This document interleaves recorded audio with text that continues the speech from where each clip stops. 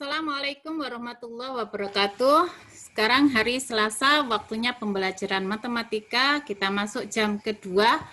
Materi kita tentang bab baru, yaitu tentang transformasi. Baiklah, Ibu share bahan ajarnya.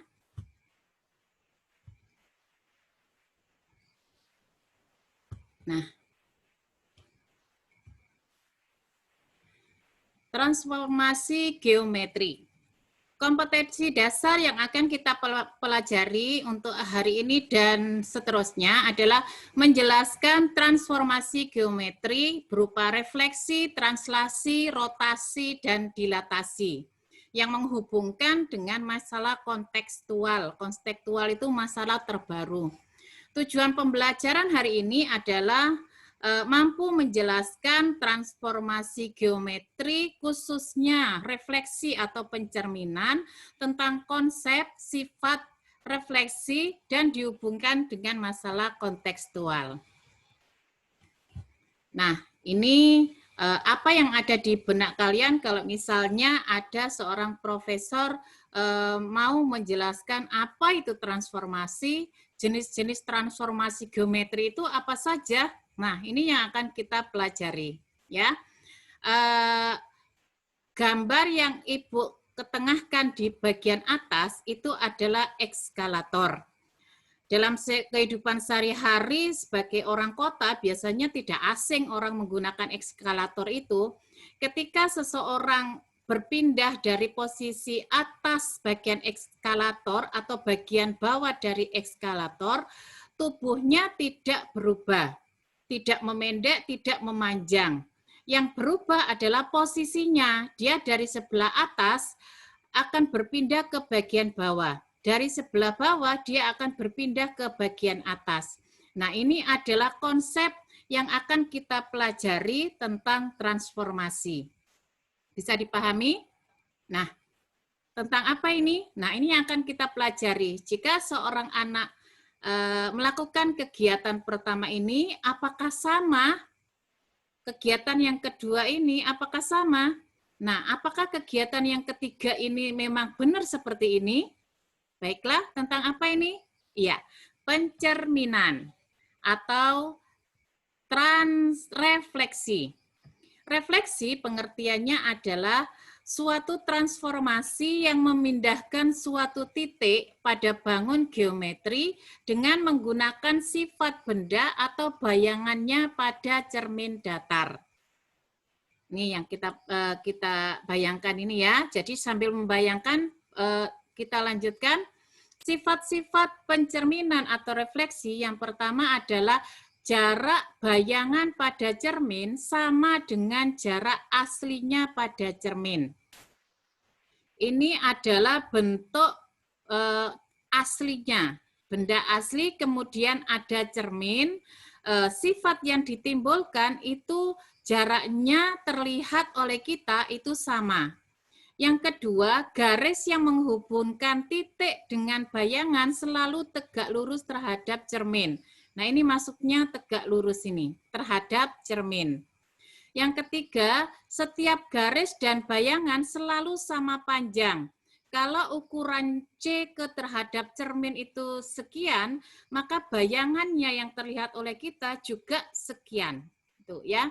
Yang keempat, bayangan suatu bangun yang dicerminkan memiliki bentuk dan ukuran yang sama dengan aslinya.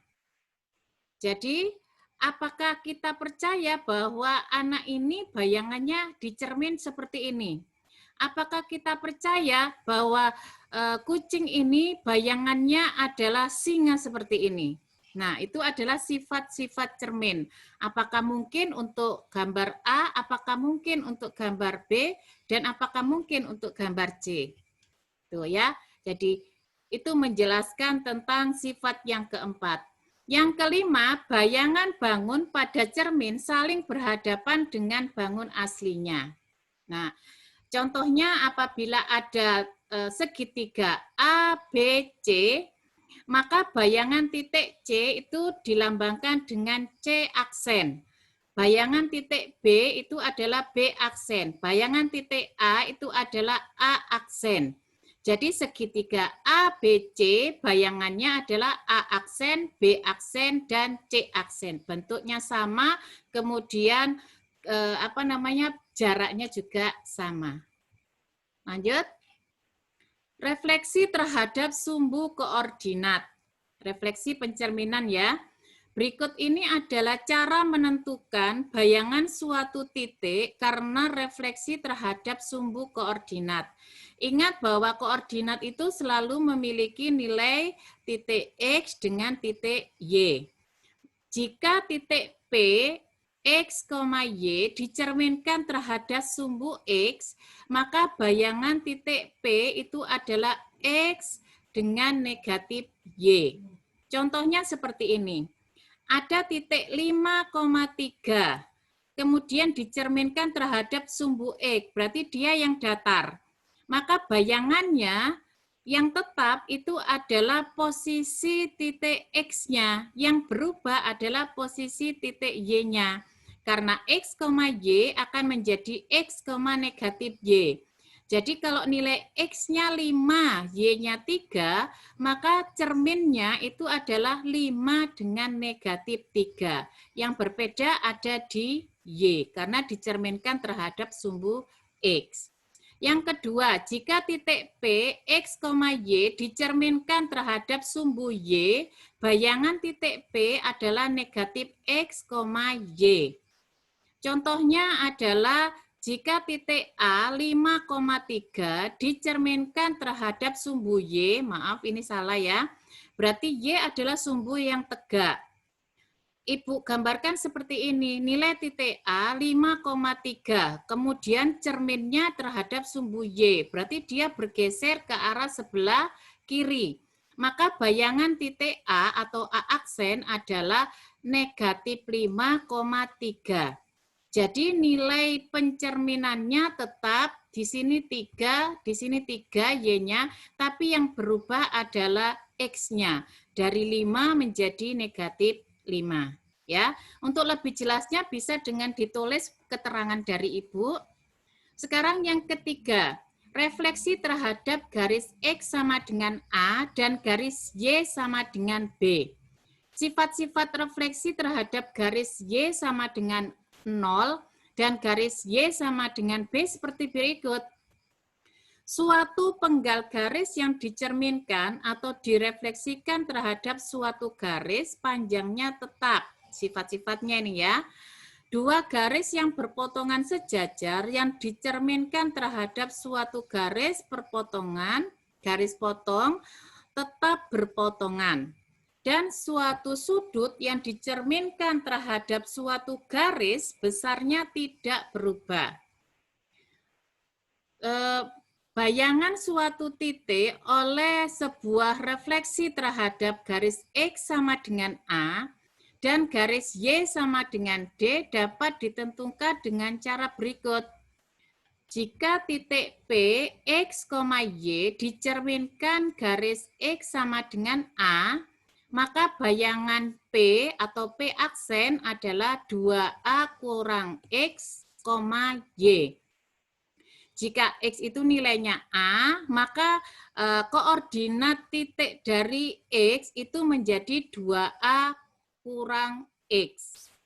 Yang kedua, jika titik PX, Y dicerminkan terhadap garis Y, B, Y-nya diganti B sama dengan B, bayangan P atau P aksen adalah X, 2B kurang Y.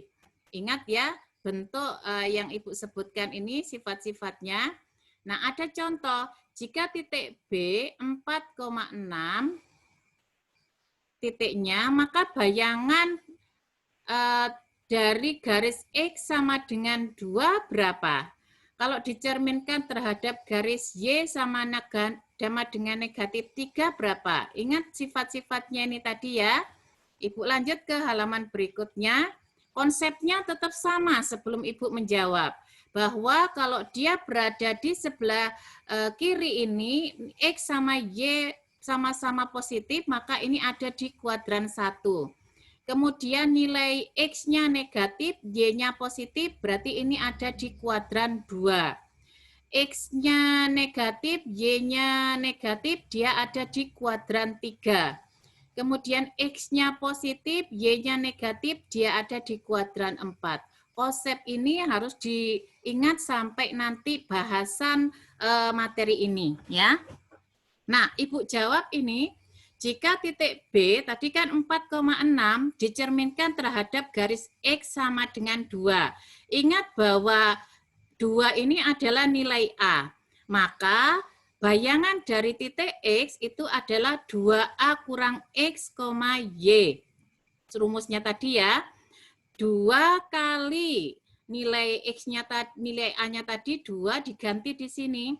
2 kali 2 kurang 4. 4 dari mana? Nilai asal X ini. Ya, 2 kurang 2, 4. 4 kurang 4, 0. Nah, nilai bayangan Y tetap 6 karena dia hanya dicerminkan di titik X. Jadi bayangan dari titik B 4,6 itu adalah 0,6. Yang kedua adalah titik B yang nilainya 4,6 dicerminkan terhadap garis Y sama dengan negatif 3. Maka bayangannya nilai bayangan X tetap 4. Tetapi nilai bayangan Y pertamanya itu adalah 6, berubah, masukkan rumus X, 2A kurang Y. Rumusnya ya. Berarti 2 kali negatif 3, ingat bahwa nilai B-nya negatif 3 tadi dikurang 6. 2 kali negatif 3, negatif 6. Ditambah negatif 6, hasilnya negatif 12. Berarti bayangan dari titik 4,6 itu adalah 4 dan negatif 12. Sifat yang keempat adalah refleksi terhadap garis Y sama dengan X dan garis Y sama dengan negatif X. Ini ada di kuadran 1, kemudian ini ada di kuadran 2. Sifatnya seperti ini.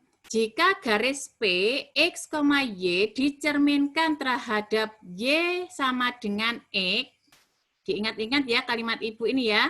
Jika garis B, X, Y dicerminkan terhadap Y sama dengan X, maka bayangan P atau P aksen itu adalah Y, X. Nilainya dibalik bayangannya. X, Y. Kalau Y sama dengan X, maka bayangannya Y, X. Terus sifat yang kedua, jika PX, Y dicerminkan Y sama dengan negatif X, ini ya, dicerminkan terhadap Y sama dengan negatif X, maka bayangan P itu menjadi negatif Y, negatif X. Ini ya, jadi kuncinya ada di sini. Kalau Y sama dengan X, berarti nilai X-nya positif. Kalau nilai X-nya negatif, maka bayangan X-nya juga negatif. Tapi berubah juga nilai Y-nya, yaitu negatif. Untuk lebih jelasnya seperti ini. Jika titik P negatif 7,1 dicerminkan terhadap garis Y sama dengan negatif 1. Maaf, negatif X. Sekarang rumus yang tadi, jika P, X, Y dicerminkan garis Y sama dengan X, maka dia akan membentuk bayangan Y, X. Sekarang nilai titik P kita ganti, negatif 7,1. Maka bayangannya Y-nya dibalik dari yang di belakang menjadi di depan. Menjadi 1, negatif 7. Nah, negatif 7 tadi di sebelah depan berubah menjadi di belakang. Berbeda kalau bentuknya titik P, X, Y dicerminkan terhadap garis Y sama dengan negatif X. Maka bayangan titik P menjadi negatif Y, negatif X. Sekarang titiknya masih sama, yaitu nilai X-nya negatif 7, nilai Y-nya 1. Ketika dicerminkan, maka bayangannya adalah, tadi kan dibalik nilainya, Y-nya berubah menjadi di depan, tetapi menjadi lawan dari bilangan itu. Yang tadinya nilai Y-nya itu 1, ketika pencerminan Y sama dengan negatif X, maka dia menjadi negatif 1. 7 yang tadinya di depan, ketika dicerminkan, maka lawan dari negatif 7 menjadi positif 7. Jadi pencerminannya adalah negatif 1 dengan 7. Sifat yang kelima adalah refleksi terhadap titik. Bayangan titik oleh refleksi terhadap titik dapat ditentukan dengan cara jika titik P, X, Y koordinatnya dicerminkan terhadap titik O yang nilainya 0,0, maka bayangan dari P itu adalah negatif X, negatif Y. Ingat, P, X, Y, kemudian pencerminannya ada di titik O yang nilainya 0,0. Maka bayangannya dia berada menjadi negatif X, negatif Y. Ya, kalau misalnya kita kembali pada bentuk pencerminan yang tadi, nah, dia posisinya ada di sini. Kemudian pencerminannya di bagian sini, maka dia menjadi X-nya negatif, Y-nya negatif. Dia ada di sini. Ya, kita buktikan kalau pada sebuah titik, jika titik PX, Y dicerminkan terhadap yang nilainya 3, negatif 2, berapakah nilai yang dicerminkan dari titik tersebut jika dia memiliki pencerminan dari titik O 0,0. Titik P nilainya X, Y dicerminkan terhadap titik O yang nilainya 0,0, kemudian bayangannya akan menjadi negatif X, negatif Y. Kalau titiknya itu dimasukkan, titik 3, negatif 2, maka bayangannya adalah 3-nya berubah menjadi negatif 3. Negatif 2 berubah menjadi 2. Berarti bayangan titik P itu akan menjadi negatif 2,2. Sekarang kalau misalnya nilai dari titik O itu diubah menjadi titik A, B, ada nilainya. Ya, jadi rumusnya akan menjadi X, Y dicerminkan terhadap titik A, B, maka bayangannya menjadi 2A kurang X, kemudian 2B kurang Y. Sekarang titiknya kita masukkan, titik 3, negatif 2. Berarti nilai X-nya 3, nilai Y-nya negatif 2. Kemudian A-nya 1, B-nya 4. Maka bayangan titik X itu adalah 2 kali 1 dikurang 3. Sama dengan negatif 1. Karena rumusnya 2A kurang X. 2 kali A-nya 1 dikurang nilai X. X-nya adalah 3.